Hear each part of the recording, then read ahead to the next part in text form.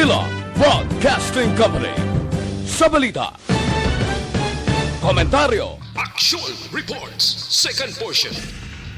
Di kalidad, kag madalong nga mga analisis sa pinakainit na balita sa bilog na probinsya kag nasyon. Action Reports, second portion. Patas kag balanse na komentaryo sa mga issues kag mga balita nga nagaapekto sa mga pumuluyo sa adlaw-adlaw nga tanan. Action Reports, second portion. Upod sa veterano kag respetado nga komentarista, Action Fred Salanga. Action Radio. Aksyon ay tayhupon sa ngalan ni Aksyon na Fred Salanga. Now, happy birthday gali sa amon station manager Aksyon Nuna Di Maala Magbanwa. Action Radio. Aring balita dito iya sa bahin sa area sa Masbati. Kung madumduman niyo kundi may isa dito o kunduha ang mga nagkaramatay matapos nga nalukpan sang IED, no? Remember nga may ara to sang duha ka mga bikers nga nagkalamatay, especially nga ini sila ti mga civilian. Ang isa to future patani nga football players ang pusod Pilipinas. Kido maayo gito nga player sa ulihi kon ma-develop ang hatagan oportunidad. Action Radio. Ti kundi napatay matapos nga nalukpan ini sila, no, sang IED. Now ang IED ang nagwa nga report sa primero ti gintanom sang ni building nga grupo, no, sang NPA.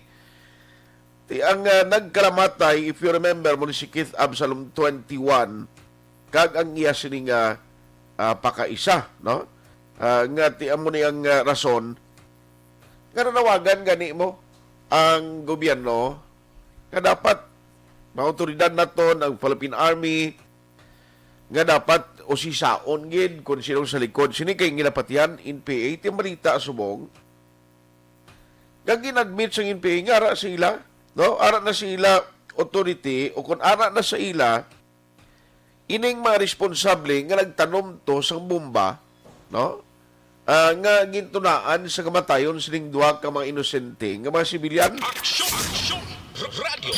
Kaya challenge sumong sang DILG Secretary. Yabi turnover ni sa authorities, kay pagsupak ini ang ginimo niyo sa kasuguan ang pagtanom sa bomba. Ang lain getting nagkalamatay yo sibilyan. Action Radio. Ting isa diri kada ko nga challenge subong bala magagiho o kung bala himuon sa ginping panawagan sa gobyerno i-turn over bala nilang ila operatiba nga responsable sa pagtanom sining bombang kamatay sang duha ka mga persona. Amo nang white may baluan. Bakit kailangang magpabakuna? Bakit nga ba vaccination? Ang pandemyang ito ay kumuha ng maraming buhay at patuloy pa nitong nilalagay sa peligro ang buhay ng nakakarami. Pinahina din nito ang ating ekonomiya at maraming Pilipino ang nawalan ng trabaho dahil dito.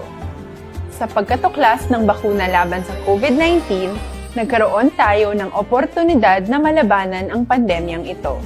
Sa tulong ng mga bakuna, ay may iwasan natin ang sintomas ng impeksyon at posibleng maiwasan din ang malalang impeksyon at matigilan ang pagkalat nito.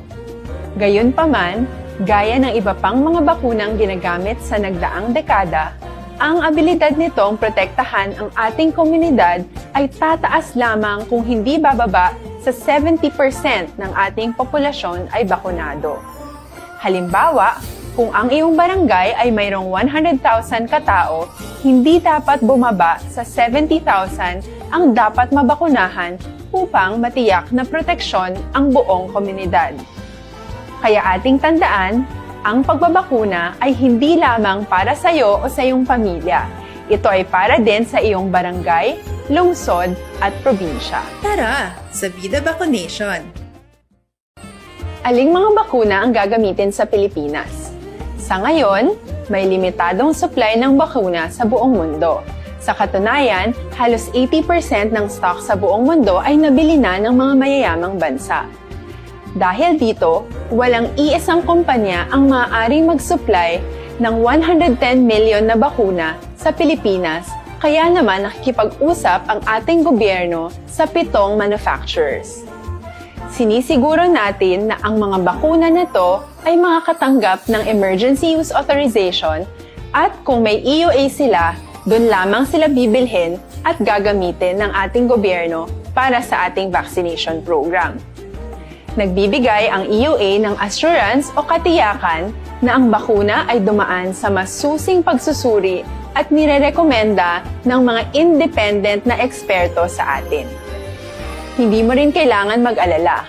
Ang bakuna laban sa COVID-19 ay hindi magbibigay sa'yo ng COVID na sakit. Tara, sa Vida Vaccination! Magkano ang babayaran ko para mabakunahan? Ibibigay ng gobyerno ang bakuna ng libre. Wala kang dapat bayaran para magpabakuna. Tara, sa Vida Vaccination! Sino ang unang makakapagpabakuna? Dahil kailangan nating masiguradong patuloy na makakapagtrabaho ang ating health system para maalagaan tayo, ang mga medical frontliners ang unang makakatanggap ng bakuna. Susunod dito ay yung mga eligible na senior citizens dahil sila ay nasa greatest risk ng severe infection o kamatayan. Alam natin ito dahil sa ating lokal na datos na mas mapanganib ang COVID-19 sa mga matatanda. Ang pagkakasunod-sunod na kung sino ang unang makakatanggap ng bakuna ay natukoy sa tulong ng mga eksperto. Tara, sa Vida Vaccination! Kailan at saan ka dapat magpabakuna? Ang inyong national government ay nakikipag-ugnayan sa mga lokal na pamahalaan upang maihatid ang bakuna sa inyo. Ang lokal na pamahalaan or LGU nyo ang maghahanda ng pagpaparehistro at pag-ayos ng schedule ninyo sa pagpapabakuna. Mangyaring abangan ang anunsyo at instructions na magmumula sa inyong mga mayor or governors ukol dito. Tara, sa Vida Vaccination! Ano ang kailangan mo bago magpabakuna? Habang hinihintay natin ang pagdating ng mga bakuna, kumuha lamang ng impormasyon sa mga mapagkakatiwalaang sources. Magtanong lamang sa mga licensed medical professionals ukol sa wastong pagbabakuna para sa COVID-19. Matuto rin tayong mag-verify ng ating mga nababasa o naririnig. Tanging tamang impormasyon lamang ang makakapaggabay sa atin sa ating desisyon na magpabakuna. Ang inyong health history ay mahalaga din sa pagtukoy kung dapat ka bang bakunahan o hindi, kung anong bakuna o angkop sa iyo. Kaya naman, importanteng seryosohin natin ang health screening na ito. Magpakita sa araw ng inyong screening at ideklara ang inyong complete health history, gaya ng allergies o mga risk factors o mga sakit noon. Masusuri ka lamang ng tama ng isang health professional kung ibibigay mo ang mga hinihiling na impormasyon. Kung hindi ka naman sumailalim sa screening, hindi ka maaaring i-book o i-schedule para sa pagpapabakuna. Tara, sa Vida Vaccination! Ano ang kailangang gawin sa araw ng pagbabakuna? Pumunta kayo sa vaccination site kung saan ka nakalista. Huwag kalimutan magsuot ng face mask at face shield. Bago katurukan ng bakuna, kailangan mong pumirma ng isang informed consent. Sa pagpirma ng dokumentong ito, ay pinapatunayan mo na voluntaryo kang magpapabakuna at alam mo ang mga benepisyo at posibleng side effects nito. Huwag din kalimutan ang mga minimum public health standards habang nasa vaccination site. Katulad lamang ng pag-maintain ng 1 metrong layo sa iba at pagsasanitize ng inyong kamay habang naghihintay. Pagkatapos mong mabakunahan, ay makakatanggap ka ng isang vaccination card at malilista dito kung kailan ka nabakunahan at kung kailan ang iyong susunod na appointment. Mananatili ka muna sa vaccination site ng 1 oras upang obserbahan ka sa mga di pangkaraniwang na sintomas o adverse events. At dahil importante sa amin ang inyong kaligtasan, ay patuloy kang babantayan sa susunod na 1 taon or 12 months. Tara, sa Vida Vaccination! Ano ang dapat gawin pagkatapos magpabakuna? Maaari kang makaranas ng side effects tulad ng sa trangkaso, pero mawawala naman ito dapat pagkatapos ng ilang araw. Huwag mag-alala. Senyales to na bumubuo ng proteksyon laban sa sakit ang katawan mo. Karamihan nakakaranas ng lagnat o sakit at normal ito. Kontakin ang iyong healthcare provider kung ang pamumula o pagiging sensitibo ng lugar kung saan ka tinurukan ay lumala pagkatapos ng 24 na oras. At kung nag-aalala ka pa sa iyong mga sintomas o kung hindi sila nawawala pagkatapos ng ilang araw.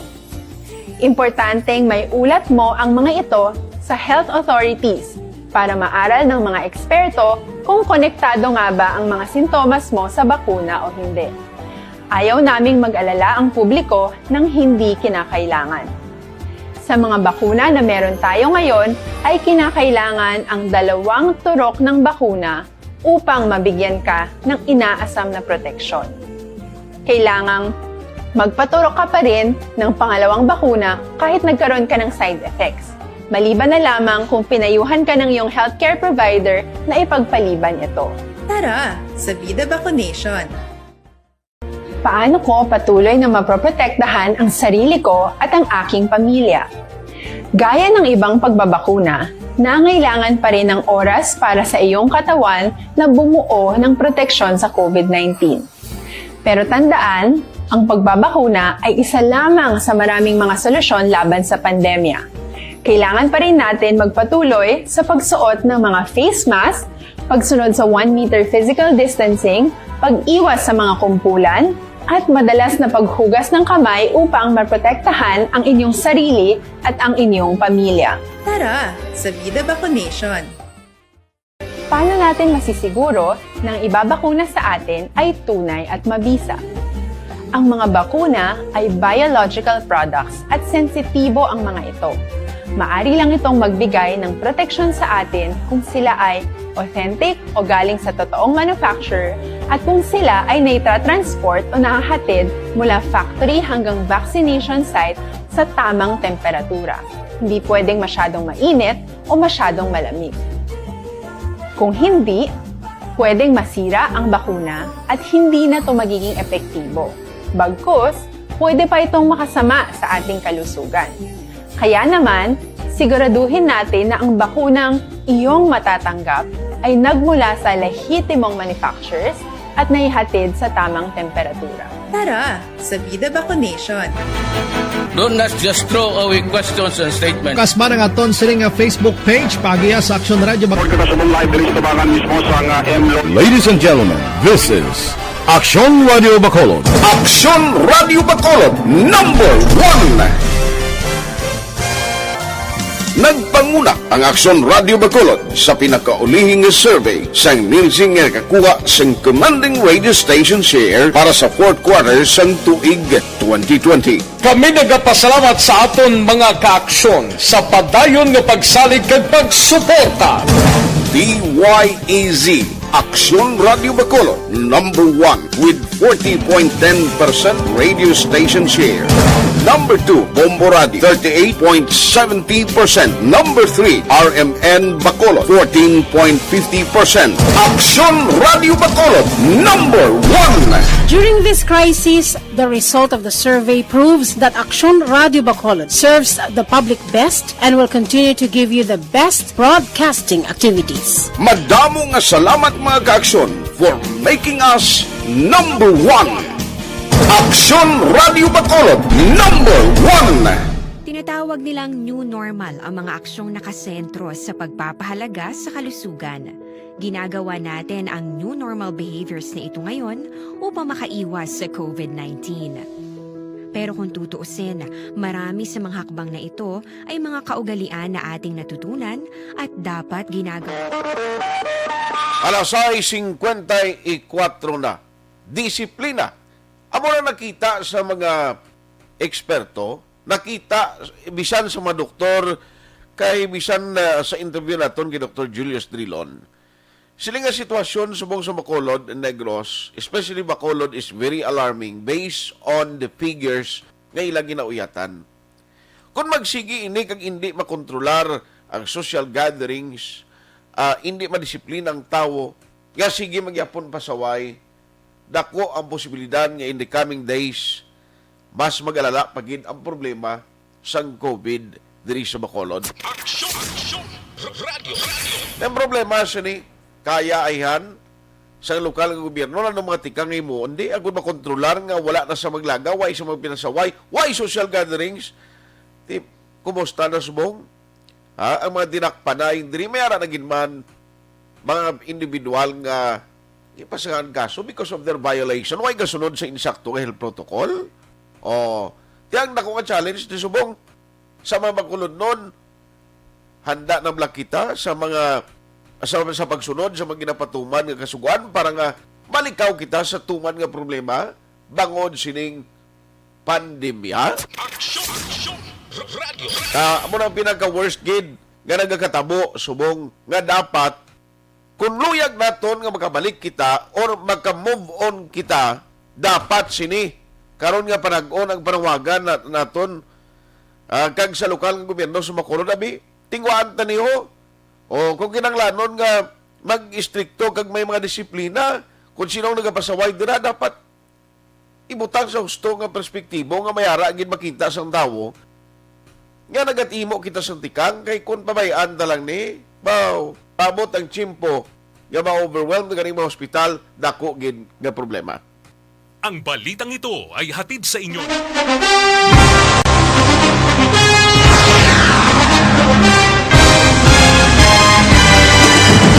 Mga balita nga una nabatian, mga impormasyon nga nakaapekto sa pagpangabuhi sang tanan, drama nga nagahatag kabuhi sa istorya sang paglaom, paghigugma kag pagpasimpalan, serbisyo nga makatalandog balatyagon kag nagbunga sang pagsanyon, istasyon sang tanan sa sulod na sang 51 ka tuig, istasyon nga hindi kamupag kalipatan. 7 ka mga kongresista, 1 ka gobernador ang araw sa nagkulist sang pedaya di pamangkot to nagligad para pamaninga linaw wagay sa ngalan ni wala to naman nga maglapit na lang ang eleksyon pagwa. Sakit lang kung kayo nga katapos ang media nga mag-report lang sa senaryo kabisan mahatagan kamo tsansa nga makapalayag sang inyo hibubunot batok sa pulis. Jaya kontra Wala niya tsansa mo. Nagpasarhag na ang kamara. Wala ang ila counterpart sa Senado. Nagpabungol-bungol. Kamuda daw ga pinagusto lang sa kamara. Insulto sa Senado. Una sa balita, una sa aksyon, sa Bacolod, Aksyon Radio.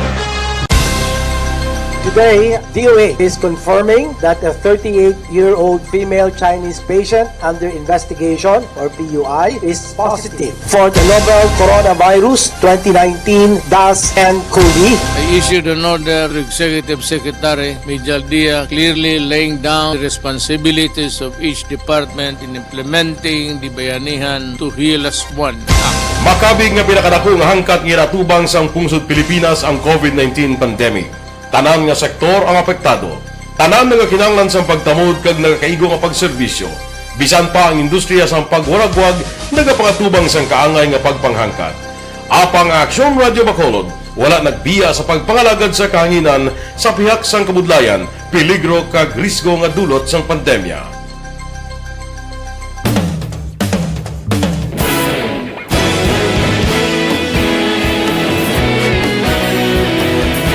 Sa sunod na sang 51 ka tuig, nasaksihan ang dedikasyon sa Aksyon Radio Bacolod sa pagdulong sa mga balita kag impormasyon para sa interes sang mga pumuluyo.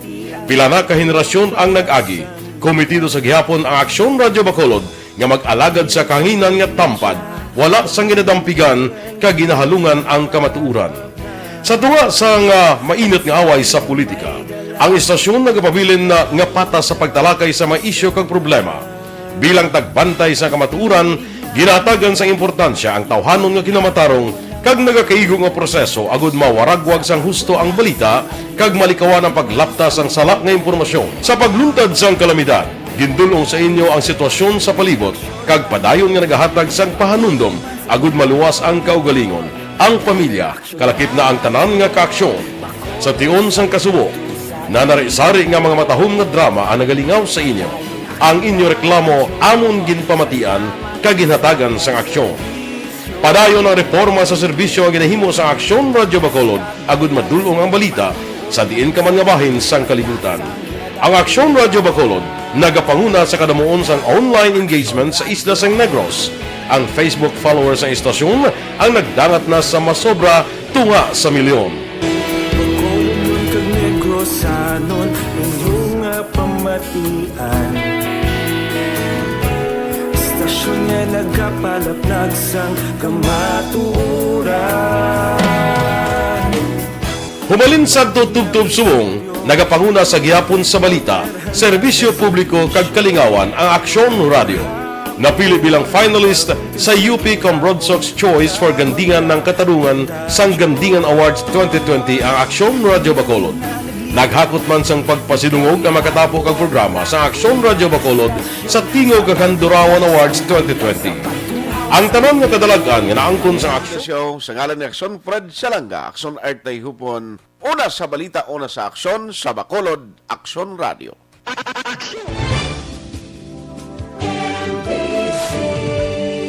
Manila Broadcasting Company. Sa balita.